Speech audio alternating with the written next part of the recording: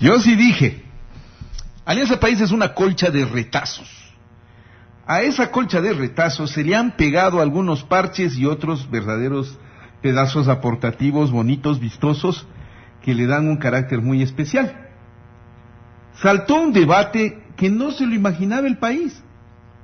Un debate por un proyecto de ley propuesto por la asambleísta Sobeida Gudiño, de Zamora Chinchipe, que se denomina Código del Ciclo de Vida. ¿Qué es el Código del Ciclo de Vida? Bueno, pues resulta que es una especie de código de conducta para todos los ciudadanos desde que nacen hasta que mueren. Y es una especie de orden de comportamiento de las personas. ¿De dónde me sacaría esto la asambleísta Gudiño? Claro, entonces la colcha de retazos no funciona a la perfección, pues, porque hay sectores de la propia Alianza País que han salido al frente a decir que no están de acuerdo porque lo consideran regresivo a los conceptos propuestos por la asambleísta Sobeida Gudiño, pues. A la asambleísta Gudiño se le ha ocurrido comportamientos que dejan de ser respetables cuando se los trata de normar, tratando de buscar respeto. Una de las personas que ha enfrentado esto con conceptos es la asambleísta Marisol Peñafiel. Marisol, grata amiga de esta casa, nos atiende este momento para responder a aquello. ¿A qué es lo que te opones a este código del ciclo de vida? Marisol Peñafiel, buenas tardes, soy Francisco Herrera Arauz, me da gusto saludarte. Un abrazo, Francisco. Bueno, primero yo quiero hacer una puntualización. Dale. El movimiento Alianza País es una organización política que tiene unas vertientes de distintas fuentes.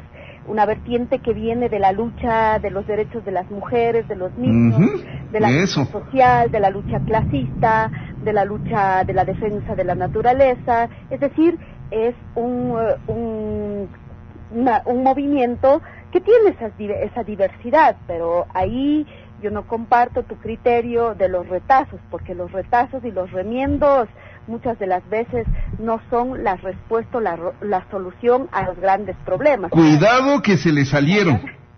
Verás, cuidado que se le salieron. Algunos ya no están. Y otros fueron a terminar en otras candidaturas. Ve, déjale ahí. Si es que quieres le damos al debate en otra ocasión porque me encantaría. Exacto. Ya. Pero dale. Pero bueno, o sea, yo quiero ahí, en el margen de la madurez política, del respeto al disenso, plantear esta deliberación que yo tengo frente al Código del Ciclo de Vida, que es una iniciativa de un grupo de personas que lo plantea, en este caso encabezada por una compañera como la compañera Sobeida Gudiño. ¿De dónde salió el tema? ¿De dónde surge el tema? Creo que existía un planteamiento de algunos sectores en crear una normativa que aglutine tanto lo que tiene que ver con niñez, lo que tiene que ver con juventud, lo que tiene que ver con adultos mayores. Personalmente no creo que sea la solución, es inconstitucional. El artículo 341 de la Constitución de la República establece con absoluta claridad que se creará un sistema, y por supuesto que la legislatura tiene que crear una institucionalidad que garantice derechos.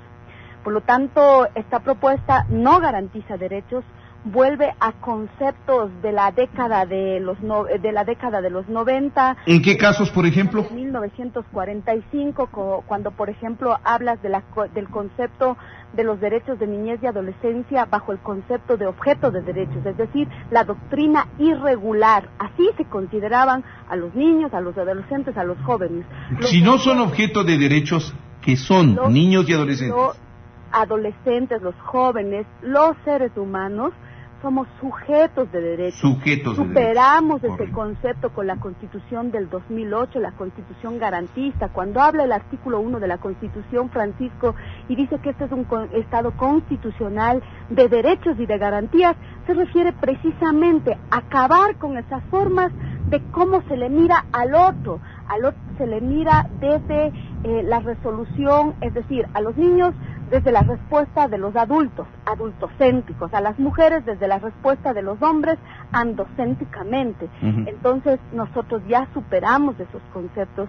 Es más, el mismo Código de Niñez y Adolescencia rompió con ese concepto y construyó un código que garantiza y le hace sujeto de derechos a los niños, a las niñas y a los adolescentes.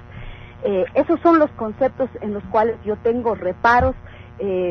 Ver como, por ejemplo, volvemos a la década de los 80, la década de los 90, cuando nosotros impulsábamos, yo ahí no era asambleísta, yo era activista. Ajá. Ahí surgí, ahí nací con esos grupos sociales para ratificar este principio tan elemental, Francisco, que yo no le debo respeto porque usted sea el dueño de la radio, porque sea un potentado, porque sea una autoridad. Yo le debo respeto como usted me debe respeto a mí. Por ser persona. Usted y yo. Por ser humano.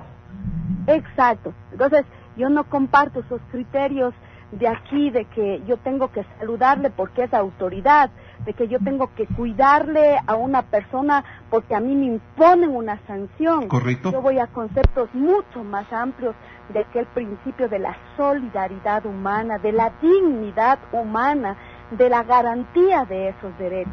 Entonces, cuando uno encuentra una propuesta de este carácter, obviamente no puedo compartir. Yo insisto, no he hecho lodo con ventilador. No. Comparto, por favor, tome esto. A ver, yo quiero que le pido a la ciudadanía que esto lo tome con una seriedad con la que debe manejarse el debate. Punto. Con la seriedad con la que debe manejarse un debate. Y entiendo que esto has llevado como debate, Marisol Peñafiel, al interior de Alianza País. Sí, yo lo he llevado, pero con conceptos. O sea, está bien, ¿no? Es lo que espero. Conceptual. Este es un tema conceptual. Creo que con estos argumentos, cuando yo señalo qué dice el artículo 1, cuando el artículo 341 de la Constitución a mí me dice que yo debo proponer, ¿qué debo crear a través de la norma cuando se refiere a garantizar los derechos de niñas, niños, adolescentes, cuando hay que recuperar ese espacio de juventud y también el tema de adultos mayores? Por supuesto que sí, pero insisto, no podemos volvernos tampoco centralistas. Nosotros igual en la Constitución establecimos que uno de los mecanismos para aterrizar la política pública en el territorio es la descentralización. Esta norma, en cambio, concentra todo en el Estado ecuatoriano, ¿no es cierto?, pero nuevamente bajo esa visión de dádiva y de asistencialismo, y la asistencia social no es parte del ejercicio de la política pública en el Estado constitucional de derechos y del neoconstitucionalismo. Entonces tienes esos conceptos que rompen con eso, por eso yo no estoy de acuerdo. Cuando hablamos, por ejemplo, en términos de esa relación del adulto y del niño, es decir, a ver, tú obedeces, yo ordeno y tú obedeces. Cuando tú tienes principios y deberes, porque aquí hay un tema, deberes para los niños, deberes para los adolescentes, deberes para los jóvenes, deberes para los adultos. Y cuando tú tienes ahí unos deberes que igual se confunden, y cuando te hablan que tienes que formarte en los valores, o sea, cuando te dice, por ejemplo, parte de algunos temas, cuando te dice que hay que procurar el aprendizaje y la práctica de valores como los más altos del ser humano que contribuyan a la verdadera dimensión. ¿Qué tipo de valores? Yo pierdo la cabeza y lo digo así con todas esas palabras. Cuando habla igual de sus deberes y responsabilidades comunes, cuando te dice, por ejemplo, actuar con honestidad y responsabilidad en el hogar, en las etapas del proceso educativo, en el ámbito laboral y en el ámbito social. Caramba, yo digo, aquí lo que se trata es de construir una norma basada en la ética, en la moral. Entonces yo vuelvo al debate de ese Estado garantista laico en toda su palabra, del que no hable bajo el dogma de la ética, de lo moral, un poco más, y aquí nos decían cuántos Padre Nuestros teníamos que rezar. Ya, verás, ahí yo te pregunto si es necesario este código del ciclo de vida. Bueno, ¿de dónde salió la idea de normar como una especie de código de conducta de las personas? Y ahí sí les pregunto, ¿con qué derecho ustedes formulan este tipo de propuestas? Pues, o sea, ahí sí. Que el principio, ¿con qué derecho? Mira, el objetivo de la norma y lo que pretende este código y bajo lo que surgió, sus proponentes lo dicen, bajo el efecto de regular el goce, el ejercicio y la exigibilidad de derechos. Eso dice el objeto de la propuesta que plantean. Pero yo quisiera saber quién es el que propuso eso. En efecto, cuando ya encuentras el desarrollo del articulado, ves que no tiene coherencia con lo que dice el objeto de la ley y con lo que plantea al interior de su articulado.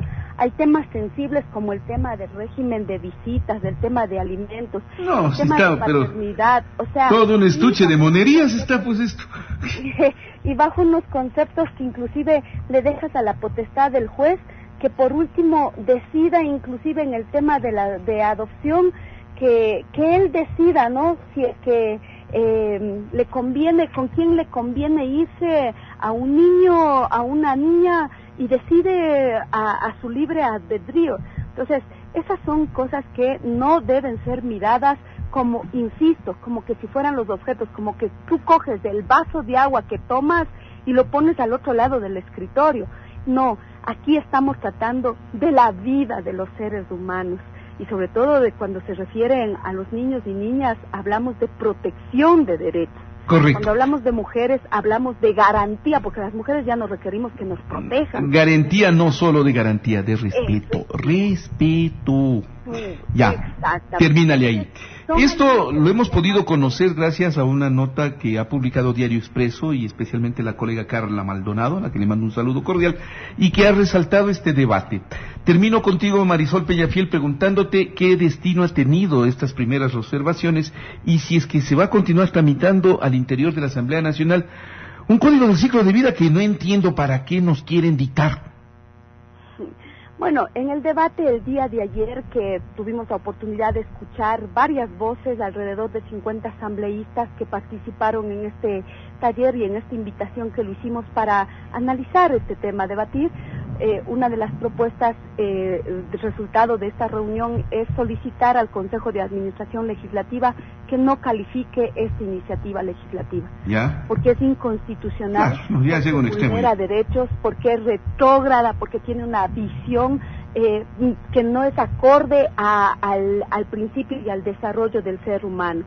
Ese como primer elemento. El segundo elemento es seguir teniendo mesas de discusión para poder entregar a los asambleístas los instrumentos que les permitan determinar esa diferencia entre la doctrina irregular y la doctrina de protección integral. Este es un tema conceptual y por lo tanto creo que es importante dar esos elementos a los parlamentarias y sobre todo a sus equipos asesores para seguir profundizando en la necesidad de construir una normativa que tiene que superar al actual Código de Niñez y Adolescencia, que tiene que ser garantista, que tiene que desarrollar lo que dice la Constitución de la República y que además también, si es que queremos construir el sistema de protección de derechos, lo debemos hacer a la luz de cumplir la ley y no a la luz de la moral y de la ética. Muy bien, Marisol Peñafiel, me da gusto haberte tocado por lo menos por este tema, muy gentil. Sí, ya sabes, aunque cuando me llamaron me dijeron que íbamos a hablar de la reforma laboral. No, ¿quién te dijo eso? ¿Cómo van a decirte esa cosa? No.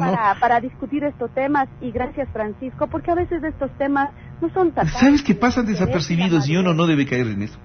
Lo quiero decir también al final de esta entrevista con Marisol Peñafiel, agradeciéndole, por cierto, que en la responsabilidad que nos caracteriza, cumpliendo con las disposiciones de ley, habíamos solicitado la versión del asambleísta Zoido Gudiño, quien en un principio aceptó, pero al final se negó a darnos una versión sobre este tema, el código del ciclo de vida. Pero el debate continúa. Esto es Ecuador Inmediato Radio, señoras y señores, yo ya vuelvo.